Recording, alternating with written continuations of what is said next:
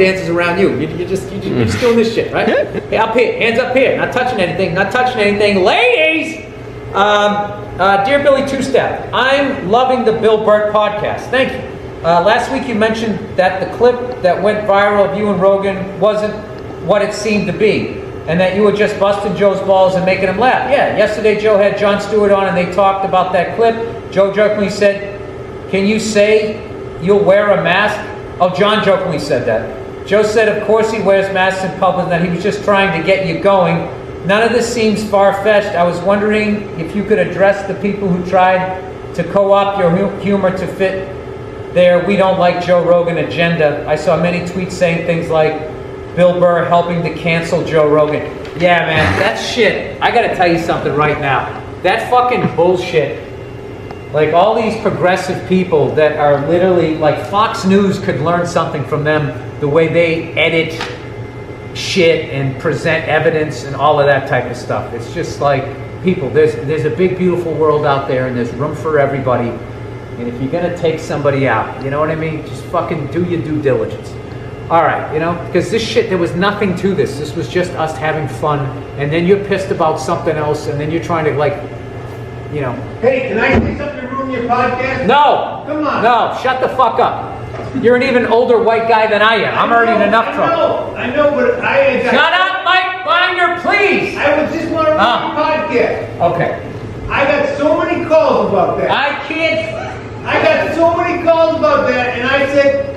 Mike, shut up! You love that fucking guy. I know I love that guy. If you're friends with Bill, that's the way he treats you on every phone call. Can you believe he's stone sober? This man hasn't had a drink in like 30 fucking years. I can't imagine when you used to get hammered. All right, yes, you're right. Exactly right. Anyways, all right. Can I announce the project that you're doing, by the way? No. Fuck. All right. See, like how I asked? All right. Chicken intelligence.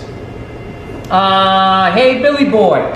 Hey, Billy Boy. In June, this is an amazing thing. I was talking about, there was all this shit about chickens, how chickens can count up to 10. They can see more colors than us. So I was saying, if you have a bunch of chickens and you're going to kill one, you got to make sure you have over 10, so they don't get wise to it, right? Because they'll just start over again. Like 1, 2, 3, 4, 5, 6, 7, 8, 9, 10. I think everybody's here, right? They stop at 10. You can have 1,000 chickens and kill 990. You got to kill 991 before these stupid chickens figure it out, right? In your June 18th podcast, you said you were bothered by eating chickens even though they have the intelligence of a 2-year-old. Did I say it was or it wasn't? Is that worded correctly? I don't remember what I said. You said, at what reading level would it take to get you to stop eating a chicken? Oh, at what reading? All right, my family has been raising chickens for generations, and let me give you the other side of the story. Oh, God, everybody gets their feelings hurt.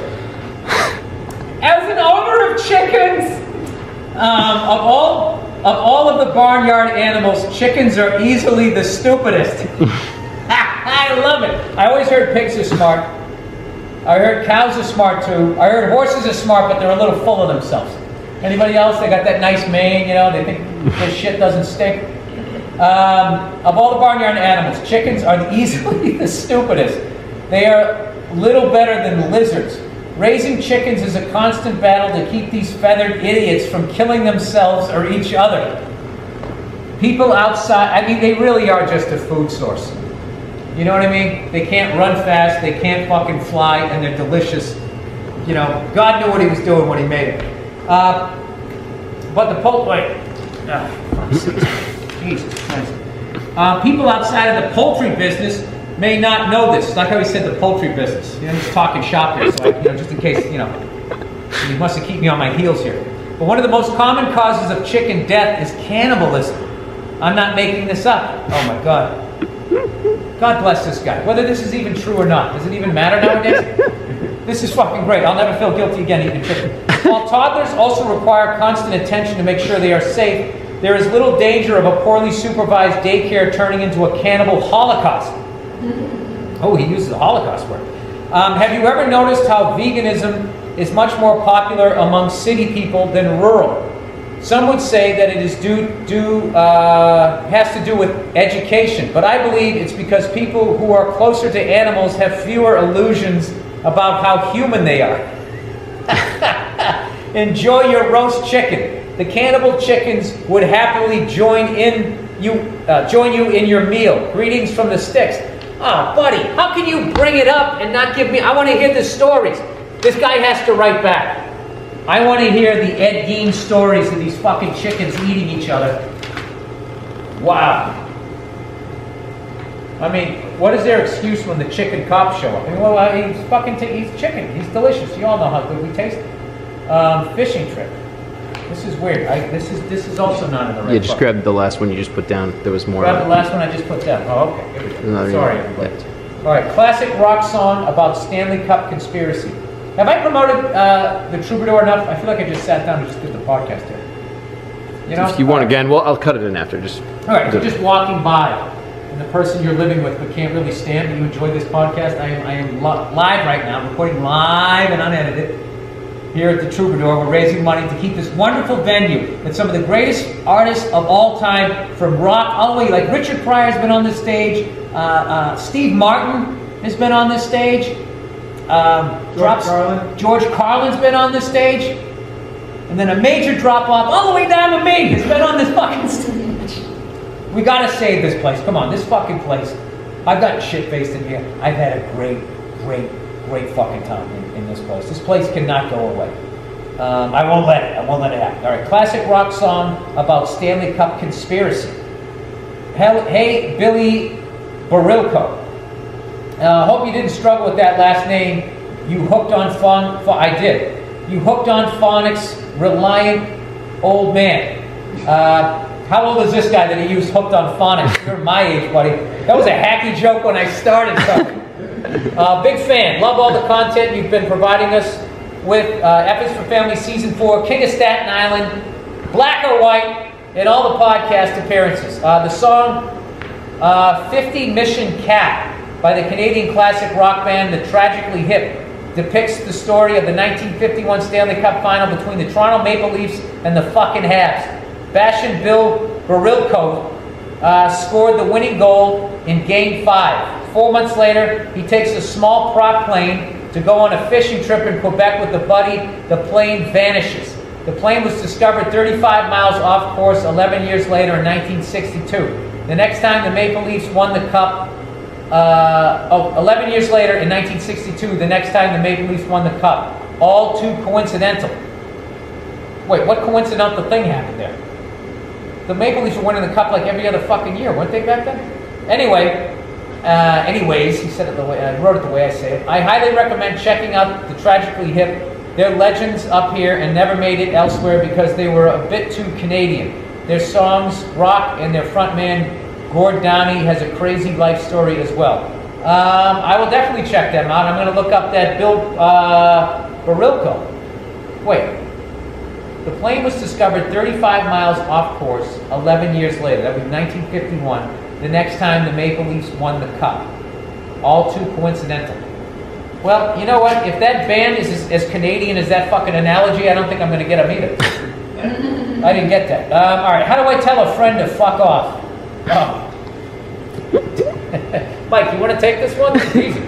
All right, dear Billy Booze Tits, I have not drank in 19 months. All right? I am better than all of you.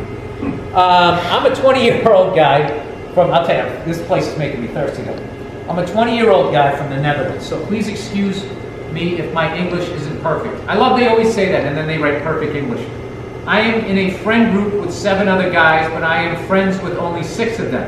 The one guy I don't like is a complete egomaniac, / probably the leader of the group, and I don't want to be around him for the following reasons.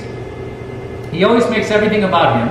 Whenever someone is telling a personal story, he will interrupt them by telling a way less interesting story about himself. You could say you lost your grandparents in a horrific car crash, and he will interrupt you by saying his cat was almost hit by a car once. That's a great joke, and I fucked it up. I'm sorry.